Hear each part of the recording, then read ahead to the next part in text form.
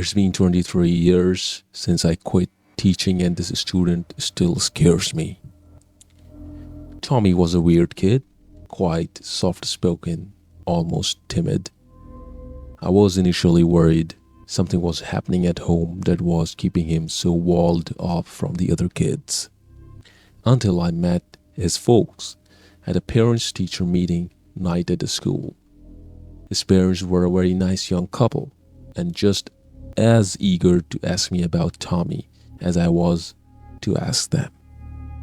They were just as puzzled about Tommy's soft nature and initially thought he was on the spectrum. At recess, Tommy wouldn't interact with other kids, instead opting out to play alone on the swings and drawing pictures in the dirt with the stick. Until one afternoon, a group of boys in the grade above him got together and decided to make fun of poor quiet Tommy. I saw the whole thing happening from across the playground and began walking over to intervene. One of the kids was a notorious bully, a real gorilla for his age, standing a whole couple heads above other kids. He towered over Tommy with a basketball in hand.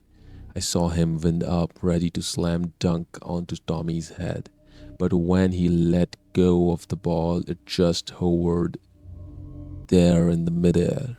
The ball started to spin, picking up momentum and speed, and went sailing back to the bully's face, breaking his nose and sending him ass over tea kettle to the ground. I was halfway over to them when I saw this. I didn't know what to make of it, but I knew it had something to do with Tommy, who the whole time, mind you, hadn't even looked up from his stick drawing in the dirt. After that, absolutely nobody interacted with little Tommy. Kids, bullies. I even saw ants and other bugs skitter off the other way when he was near. The school I worked in was grades K-12. So even after Tommy left the first grade, I would still see him around the school. The other staff would congregate in the teacher's lounge at lunches to talk about him and all the weirdness that surrounded him. It's like he could read my mind. I swear he somehow made all the textbook float up off the desk and hit the floor this morning. Those were just a few of the rumors going around amongst the teachers. I always tried to shy away from gossips. What if Tommy could read minds too? What would he do to us if he could see how hated he really was? Things continued on like this for years. I would smile at Tommy whenever I see him in the hallways, and things remained uneventful until Tommy hit the ninth grade. Tommy had to pair up with a partner for a science lab project, a simple dissection of a frog. From what the teacher of the class told me, he nor anybody else had ever seen Tommy so into anything before. He was actively sharing his excitement over frogs, intestines, and bones with his less than enthusiastic lab partner. Unfortunately, this is where everything gets really dark. After the class, nobody could find Tommy, his lab partner, and about a dozen scalpels. It wasn't uncommon for the students to ditch class, but this was Tommy we were talking about, and his missing partner, and 12 fucking blades. A few teachers, including myself, went to search for him at a recess that day, but it was an unfortunate janitor that found him and the other student. He called all of us to the teacher's lounge, pale-faced and shaking. He said he called the police. He said he had called the police and we need to get the students somewhere safe and lock down the school. We all asked what was going on. He told us he had found Tommy in the upstairs bathroom, dissecting his lab partner. Only he wasn't doing it himself. The janitor explained the scalpels were whistling around Tommy's screaming lab partner, making incision and pulling out organs as Tommy sketched everything down into the book. When Tommy saw the janitor, he apparently turned around, nonplussed about the whole thing, and said, Oh, hey, mister. I was curious about how Mark worked. Is everybody like this on the inside? The janitor apparently mustered up a smile and made an excuse about getting back to the work before making like a bat out of the hell and racing back to us. We quickly put the school into the lockdown, the way you would if you had an active shooter in the building. I watched the live feed of the school security cameras from the laptop in the teacher's lounge to see Tommy roaming the empty halls.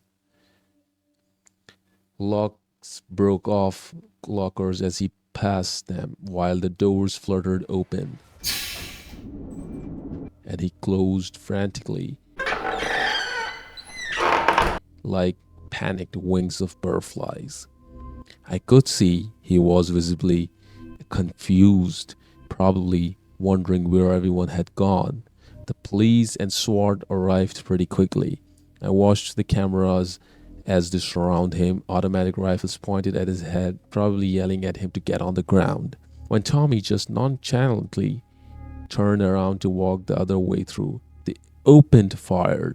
Bullets had barely left their guns before stopping mid-air to reposition themselves and continue their trajectory into their owners' skulls. 5 SWAT team officers hit the floor, dead. All of the staff was huddled like a coven of the witches around the laptop now. A coven of the middle-aged teachers, salary witches, scared shitless as we saw on the screen that Tommy now stood outside the teacher's lounge.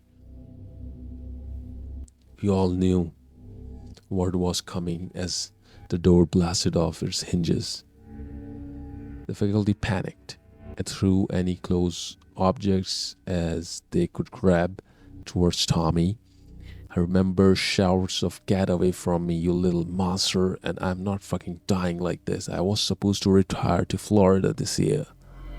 Eyes popped out of the skulls, limbs were ripped from the sockets with sick, wet, tearing noises, and teachers sailed around the room in the air so fast and with such force that when they hit the ground, they exploded like a balloon full of jelly. And the whole time I just crouched in the corner, shaking and terrified. Eventually, I was all that was alive in the room with Tommy. He made this way over to me as I was sure as it was the end. "Mr. H." He spoke my name the way a student would before asking to use the bathroom. "Where is everybody? Did I do something wrong?" I couldn't sugarcoat it. He had spared me to this point, and if nobody was going to tell him what he was doing wrong, well, how far would he take this? How many more lives would he snuff out?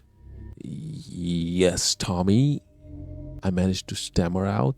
"You have killed these people. You understand that's wrong? Don't you?" "I don't mean to. I was just standing up for myself." I glanced over to the laptop to see more SWAT heading to the teacher's lounge. "Tommy, please," I said softly and kindly as I could under such duress. "You have to make up what you have done, okay? Some men are on their way here to take you somewhere else, somewhere safe. Every crime has a punishment, and what you have done here is a crime." I don't remember my exact words, but they were something like that, and Tommy nodded and raised his hand to the air just as SWAT got to the door. They arrested Tommy and remained as calm and emotionless as ever as they led him to the armored truck in the parking lot.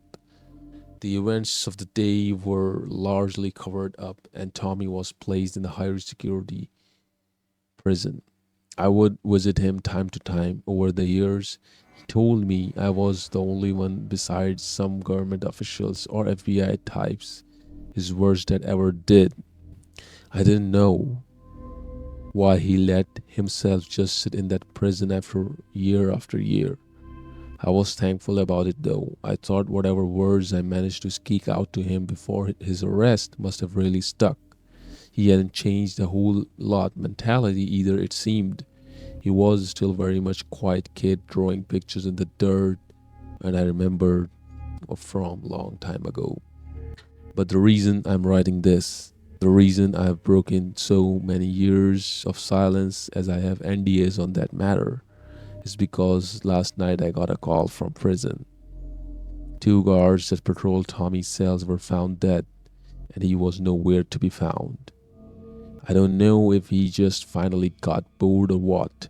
It doesn't help matters that he's grown into the most average, unassuming looking man ever. Caucasian, average height, built, hazel eyes. He would he could be anywhere right now.